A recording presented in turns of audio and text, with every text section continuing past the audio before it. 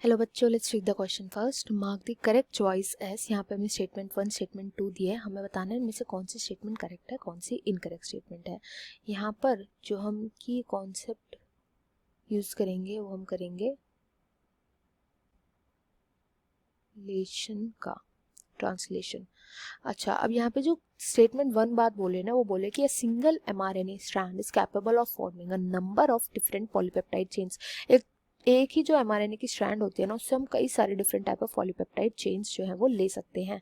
तो स्टेटमेंट 1 जो है वो करेक्ट बात बोल रही है। स्टेटमेंट 1 जो है that is a correct statement. कैसे? अगर हम प्रोकैरियोट्स की बात करें तो प्रोकैरियोट्स के अंदर प्रेजेंट होता है आरएनए। ये आरएनए किस फॉर्म में प्रेजेंट होता है? ओपेरॉन की फॉर्म में। ओपेरॉन का क्या मतलब होता है? कई सारे जीन्स होते हैं, ये आपस में बैक टू बैक लगे हुए होते हैं, बैक टू बैक कई सारे जीन्स। एंड हर जीन क्या होता है? ये प्रोटीन को कोड करता है, एक पर्टिकुलर प्रोटीन को कोड करता है।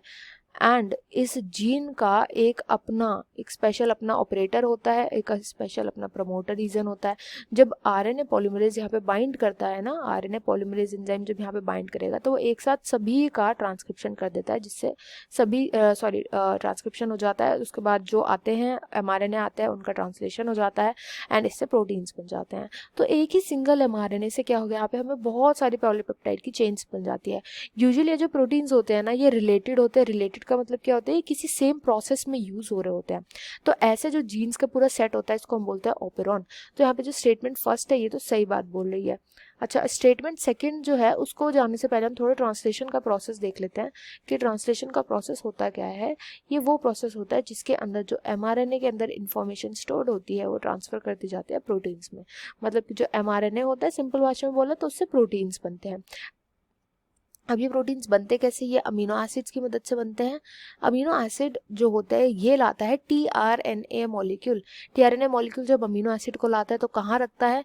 राइबोसोम में प्लेस करता है। जो राइबोसोम होता है, पूरी जो राइबोसोम की यूनिट होती है, यहाँ पे ला करके वो प्लेस कर देता है। ऐसे करके एमआरएनए होता है, mRNA होता है, ये हमारा राइबोसोम होता है।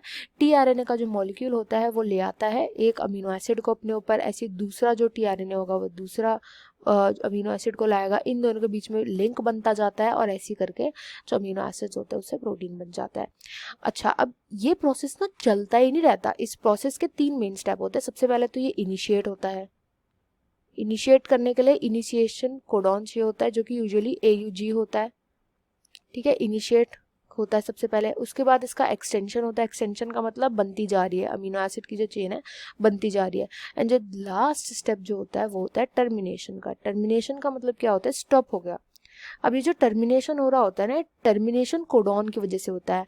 ये केवल 3 ऐसे कोडॉन होते हैं जो किसी भी अमीनो एसिड के लिए कोड ही नहीं करते। अब क्योंकि वो किसी चीज़ के लिए कोड ही नहीं करते, ये होते हैं UAA, UAG या फिर UGA। ये 3 होते हैं, इनको हम बोलते हैं स्टॉप कोडॉन या नॉनसेंस कोडॉन। स्टॉप कोडॉन जिनको बोला जाता है क्योंकि किसी भी अमीनो एसिड के लिए कोड नहीं करते। कोई भी अमीनो एसिड के लिए कोड नहीं करते, तो जैसे ये कोडॉन आते हैं, कोई टीआरएनए आता ही नहीं है, तो बस पूरा का पूरा प्रोसेस रुक जाता है। तो ये था अबाउट ट्रांसलेशन। अब हम सेकंड स्टेटमेंट को पढ़ते हैं। देखो, हमारी फर्स्ट स्टेटमेंट जो थी वो तो करेक्ट थी। सेकंड स्टेटमेंट बोली कि mRNA strand has a terminator codon. MRNA के स्ट्रैंड में टर्मिनेटर कोडॉन होता है। यस, इन तीनों में से कोई भी एक प्रेजेंट हो सकता है। तो दोनों स्टेटमेंट करेक्ट है। इससे यहाँ पर राइट आंसर हो जाएगा कि both statement 1 and statement 2 are correct. I hope you understood well. Best of luck and thank you.